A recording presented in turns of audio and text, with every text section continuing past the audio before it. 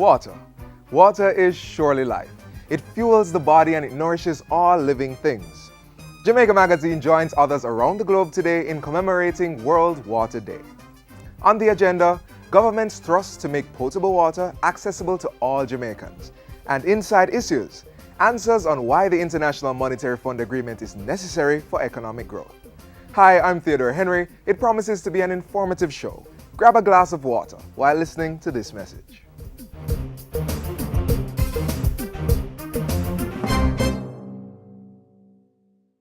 Measles, mumps, and rubella are potentially dangerous childhood diseases. Parents, ensure your children get the MMR vaccine to protect them.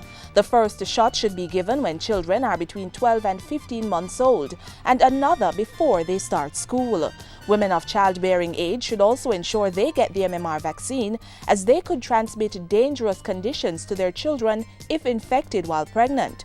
To know more, visit your nearest clinic or health center or contact the Ministry of Health. The International Monetary Fund, the budget debate, fiscal prudence. You may think these things are of no relevance to you, but as you'll see in a little while, they very much connect to your pocket and how much money you have to spend.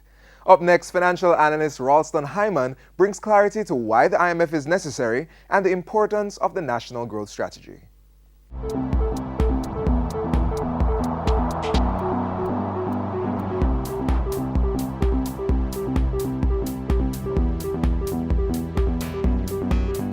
Thanks for joining us for Issues and Answers. I'm Ian Boyne. We continue our look on the economy on the 2015-2016 budget, and we have with us today the country's preeminent financial journalist, Ralston Hyman. We thank you for your company. Ralston, good to have you on the Thank you very much, program. Yeah, Ralston, first, there's a lot of talk about growth and a lot of questioning as to where is the government's growth strategy.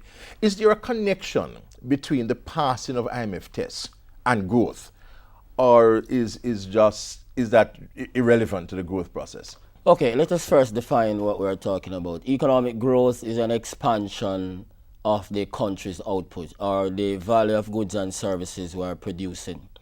Now, there's a connection between the government's macroeconomic policy and economic growth.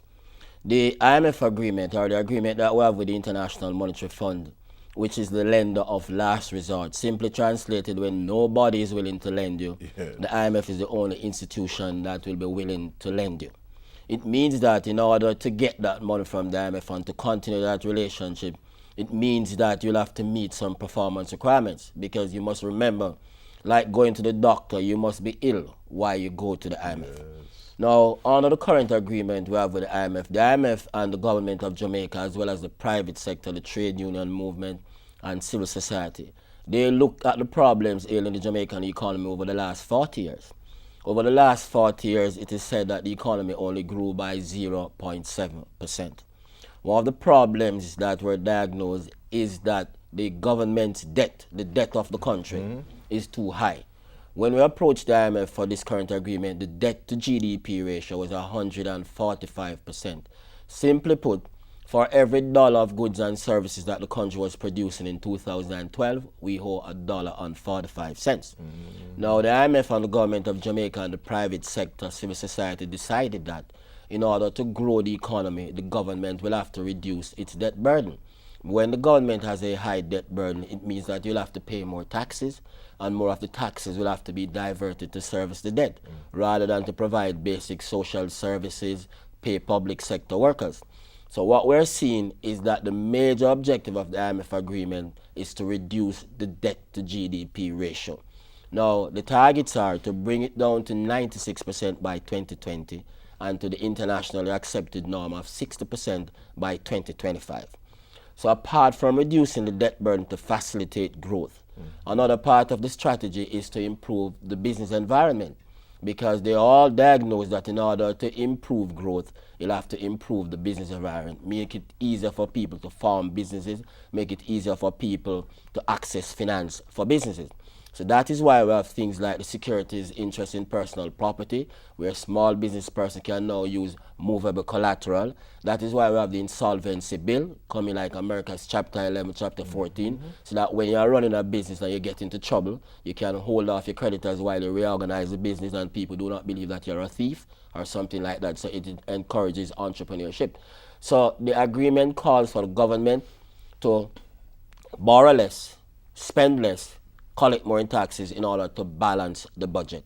When you have a budget deficit, that is the difference between what the government is collecting from revenue and grants and what it is spending. Whenever there's a big difference, it has to borrow that difference. When you borrow that difference, it drives up interest rates. So now that we see, we have a balanced budget. The budget deficit this year is 4.8 billion, or 0.3% of GDP. Then there's another deficit which we call the current account deficit. That measures the difference between monies that we're getting from the rest of the world during any given year and the monies that we're paying out. We get money from the rest of the year based on what we call the trade deficit, the difference between our physical imports and our physical exports, bauxite, sugar, banana. When we have that, we call that the trade deficit. Then we get the money from tourism and what we get from what we call remittance flows, Jamaicans living and working abroad sending back money. Capital flows from multilateral institutions and from investors. The difference between that is called the current account deficit. We also see that deficit being reduced from 14% of the total value of all goods and services we were producing in 2012 to 5.3% of the total value of all goods and services we call GDP this fiscal year. Next fiscal year, it is projected to drop to 2.3% because of the lower oil prices. So there's a connection between the IMF arrangement and economic growth. So apart from the government doing these things to lay the platform for growth, the actual investing for growth is supposed to be done by the private sector. The private sector is said to be the engine of growth.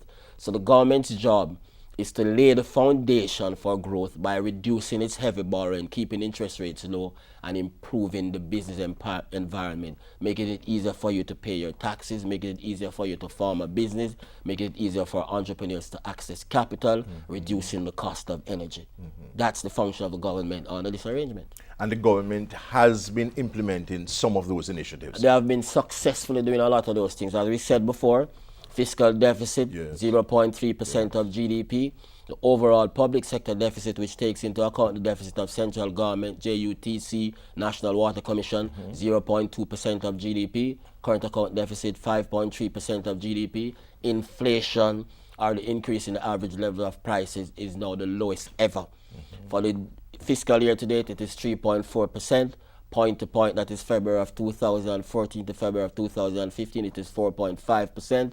And for February, it was minus 0.7%. He's a gold mine of information. He is the country's preeminent financial journalist. And we have asked him to come to talk to us about economic issues, to educate us on these critical matters. We take a break, but we'll be right back.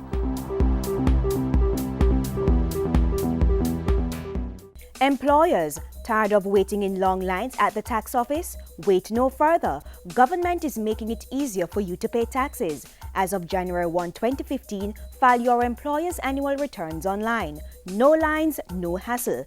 Tax Administration Jamaica TAJ will be implementing the mandatory electronic filing of all employers' annual returns. So get with the program and save time and energy. For more information, call 1-888-TAX-HELP. That's 1-888-829-4357 or visit jamaicatax.gov.jm.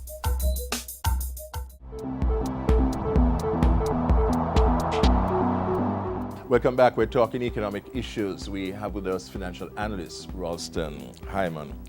Ralston, there are people saying that yes, the government is passing IMF tests, but what about the people's test? Is there a connection between the IMF test and the people's test? Yes, there's a connection between the IMF test and the people's test. If you don't pass the IMF test, you can't pass the people's test. And here's why.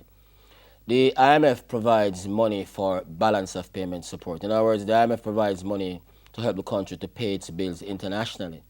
But an arrangement with the IMF also provides money from the World Bank, which lends money directly to the government of Jamaica to build schools, to build roads, to build hospitals, as well as money from the Inter-American Development Bank, which is used for policy-based loans. It also paves the way for grants from the European Union, which is used for all kinds of things. Poverty reduction, crime programs. fighting, and all of those things. So if you don't pass the IMF test, you don't get those funds. And it means Won't that get the funds to deal with the social sector. the social sector, which is everything important. about the people. So it is important that you pass the IMF So test. there's a direct relationship Direct between relationship. passing the IMF test. Yes, and fighting fighting poverty, poverty. fighting crime, building schools, all of those things that the people depend on. Additionally, the investments that we need in the private sector to create jobs. What we are seeing is that foreign investors are investing more in Jamaica than domestic investors. If you don't pass the IMF test, you won't get the foreign direct investment. And we have the highest FDI flow, foreign direct investment, for the last 5 years. Precisely. This is connected yes, to the to our passing passing of the IMF test. We also got 800 million to borrow from the international capital markets. At the lowest rates ever. At the lowest rates ever after Christine Lagarde came here and gave us the endorsement. Yes. So it is important that we pass the IMF test. During the previous dispensation, we only passed 2 IMF tests, and it resulted in a termination of funding from many of those agencies and significant problems for the Jamaican economy. So it is important that we pass the IMF test. There is no disconnect between the IMF test and the people's test. Yes.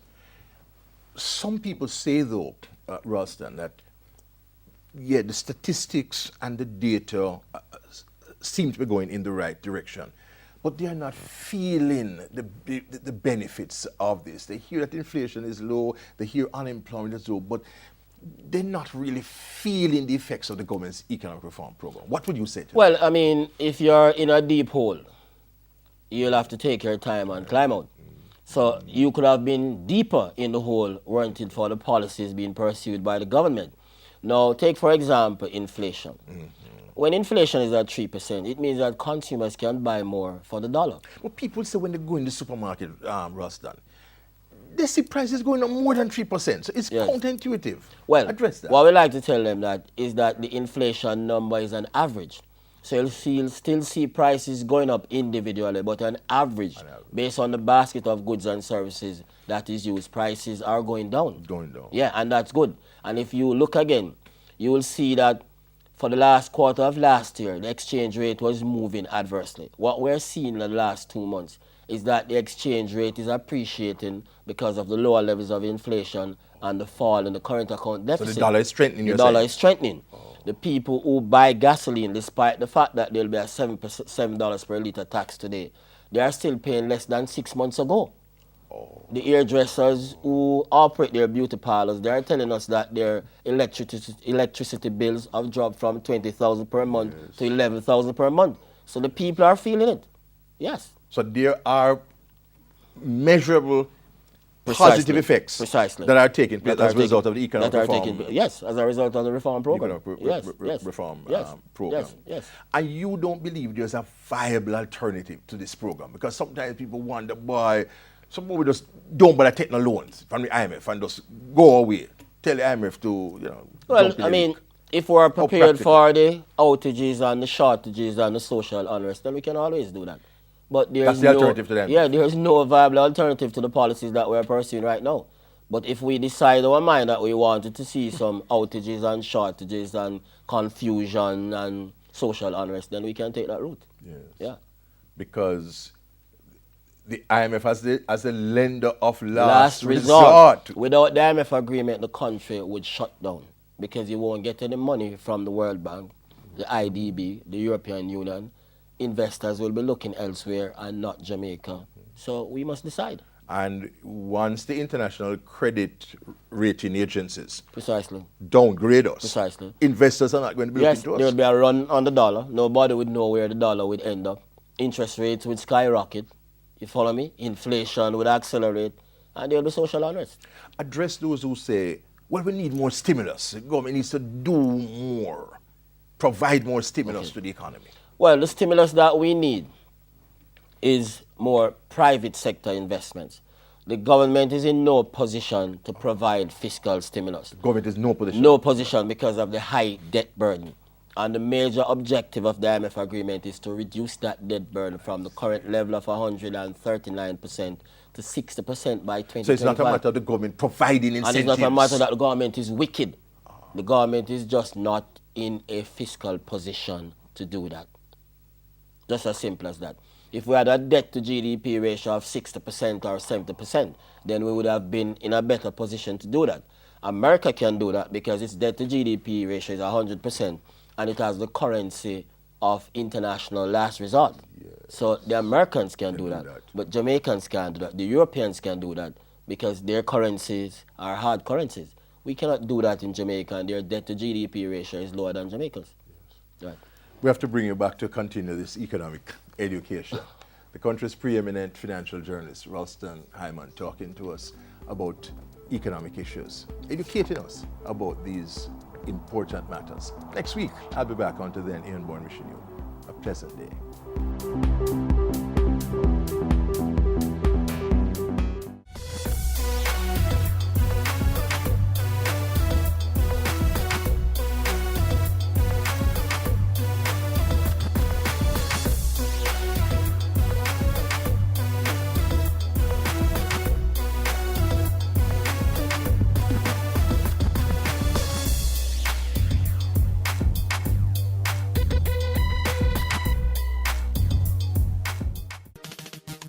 Which government organization offers you exceptional customer service? A tax office, police station, hospital, post office, health center, or NIS office?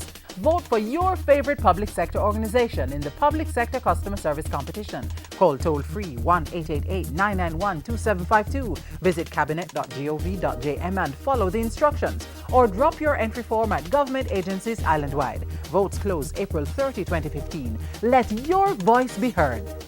The Ministry of Science, Technology, Energy and Mining has a number of projects to undertake in the 2015-2016 fiscal year. Get the details as outlined in the estimates of expenditure.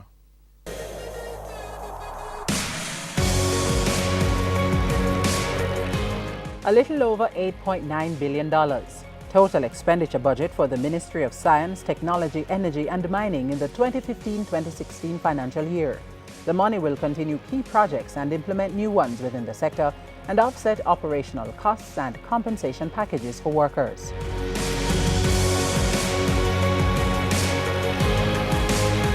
During the fiscal year 2015-2016, the Ministry of Science, Technology, Energy and Mining will use a combined $4.1 million to promote and encourage investment in metallic and non-metallic minerals. A further $20 million will be used to foster and advance the national policy and strategy for science and technology.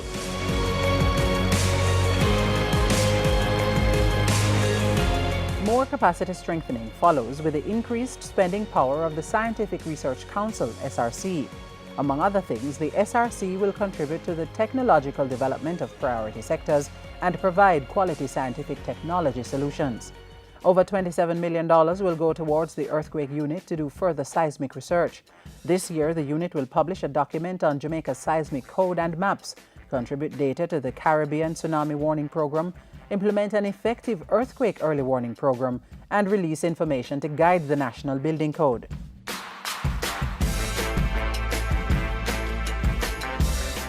In the area of energy, the Rural Electrification Program, now renamed National Energy Solutions, will construct 30 kilometers of pole line extensions in 10 parishes and wire 1,000 houses to facilitate formal connection to the national grid, reducing the remaining 3% of unconnected areas.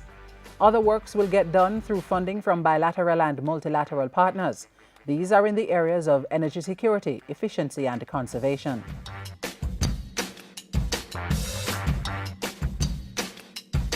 To advance the Information, Communications and Technology sector (ICT), the eGov Jamaica unit has been allocated $1.4 billion to support initiatives such as the National Identification Systems, Human Capital Management System, Enterprise Content Management, and the Government Network, GovNet.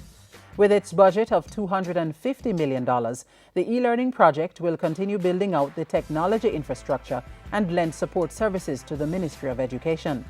$700 million will be used to extend the Tablets in Schools project. 17,920 computer tablets will be distributed in 25 additional institutions island-wide. Work under the Enhancing the ICT Regulatory Environment project will enable the government to facilitate future broadband development while tailoring market interventions to complement private sector investments. Meanwhile, $70 million is allocated to provide more opportunities for young persons who are skilled in animation. Under the Youth Employment in Digital and Creative Industries project, 190 computers, 385 tablets, 335 2D software licenses, and 40 software upgrades for an animation laboratory will be purchased. It will also allow the procurement of consultancy services for animation training programs and facilitate the development of Digital Jam and Kingstoon. So as the Ministry of Science, Technology, Energy and Mining puts strategic plans in place to strengthen its capacity, improve human capital development and social infrastructure, and facilitate investments, government is also putting the funds in place to carry them out.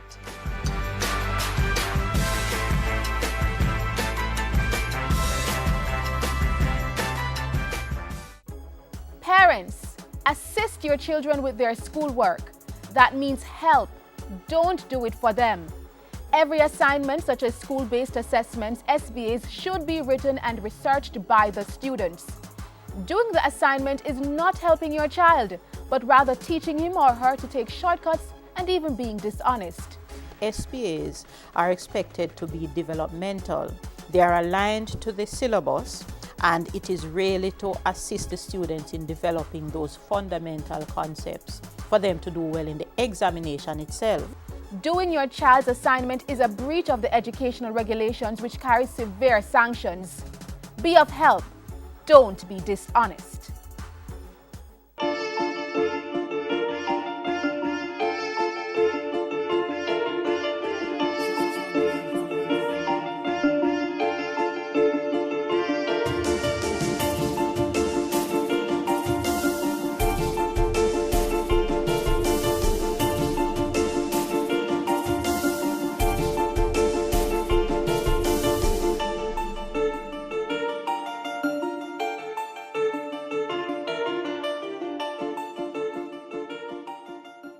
This is the land of wood and water, but it takes work to direct this water from its natural sources into the pipes of households all across the island.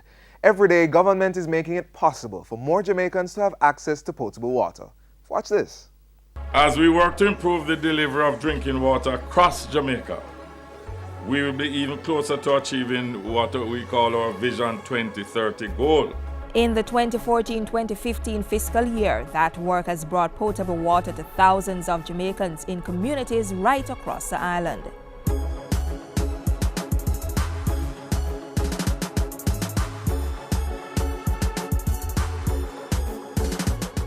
The rainwater harvesting system is a welcome investment and is expected to alleviate the water challenges that you have experienced in the past.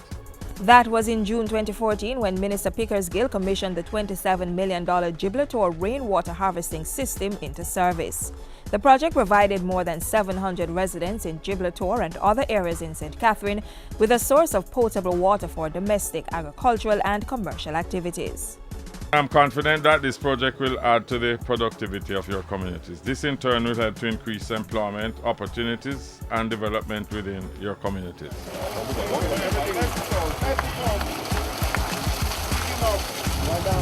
The new water system, we appreciate it very much, and it done a lot to us because plenty of us wasn't getting the water rightly, and now that we are getting it good now, so we are very thankful for it. Alma is just one of more than 3,000 residents benefiting from the upgraded Burnt Savannah Knoxwood water supply system. It was commissioned into service in October 2014 after $59.6 million in upgrading works. The Port C rainwater catchment tank in St. Elizabeth was also refurbished in late 2014. Extensive repairs were done to the concrete catchment area, the fencing and wall footing, while 800 meters of pipes were laid and a concrete covering built for the tank.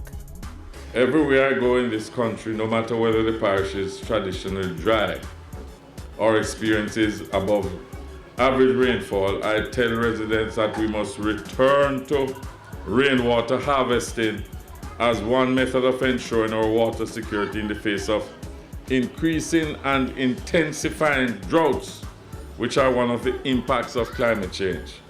I welcome the rehabilitation of this rainwater harvesting tank in Port C as an important addition to the climate change adaptation initiatives that are being pursued elsewhere in the island.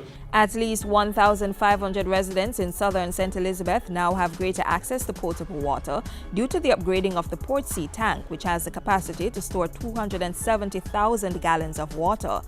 Others are benefiting from the similarly upgraded Rose Hall rainwater catchment tank in the parish. Over in Westmoreland, more than 5,000 residents are now receiving regular water supply after the commissioning of the Barneyside tank. The 40-odd-year-old storage tank was refurbished at a cost of $4.3 million to store 150,000 gallons of water. In February 2015, meanwhile, improved service came for residents served by the Martha Brae treatment plant in Trelawney after it was rehabilitated and a supporting facility constructed. It can provide a total of 11 million gallons of water per day. Almost 200,000 residents are benefiting. While the NWC is not the only water provider, it is estimated that it now provides water to more than 70% of the population of Trelawney. This is indeed a significant improvement over the previous decade. Significant improvement also came for Ewerton and Mount Rossa residents in St. Catherine after the rehabilitation of the Mount Rossa distribution pipeline and repairs to the Mount Rossa and Ewerton reservoirs. The project also undertook the installation of 1,500 meters, including the infrastructure to enable legal connections for persons who were previously obtaining water illegally. Over 6,000 residents are now able to get potable water as a result of the $460 million project. And in March, the last month of the fiscal year, the Clarkstown Water Supply Pipeline Replacement Project was officially commissioned into service. Other work was done in the 2014-2015 fiscal year to bring water to Jamaicans. These included the $1.83 billion Port Antonio Water Sewerage and Drainage Project. While touring in January 2015, the Water Minister said residents and businesses should soon be able to enjoy the full benefits of that project. Work on the project has been substantially completed. 18 kilometers or 100% of the pipelines have been laid and commissioned into service. Meanwhile, in 2014, the NWC signed a $1 billion contract to build the artificial groundwater recharge system for the Rio Cobre hydrological basin in the Innswood area of St. Catherine. The work includes building a raw water treatment facility with the capacity to treat 8 million gallons of water per day, generally increasing groundwater quantity and quality. This aquifer recharge project is absolutely vital to the water security of St. Catherine and to the Kingston metropolitan area. And work continued on the $12.6 million Lucy pipeline replacement and non-revenue water reduction project. It will facilitate improved water flow from the Great River Treatment Plant to all the areas along the corridor leading into Negril.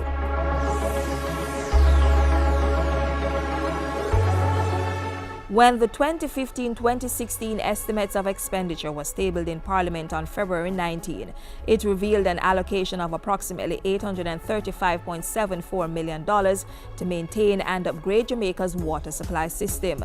That means more scenes like those played out in fiscal year 2014-2015.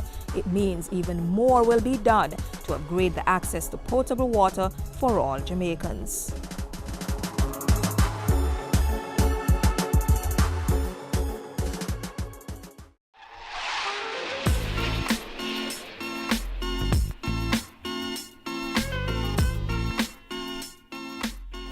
Our last fact on water for you. Drinking water is like washing out your insides. The water will cleanse the system, fill you up, decrease your caloric load, and improve the function of all your tissues. Scientist Kevin R. Stone reminding us of the importance of water. The information continues to flow on our website, jis.gov.jm. You may also follow us on Twitter at JIS News. Our YouTube channel, Watch GIS, has loads of videos and interviews. We'll be back on your favorite TV station tomorrow. Until then, I'm Theodore Henry. On behalf of the hardworking team here at the JIS, have a wonderful Sunday.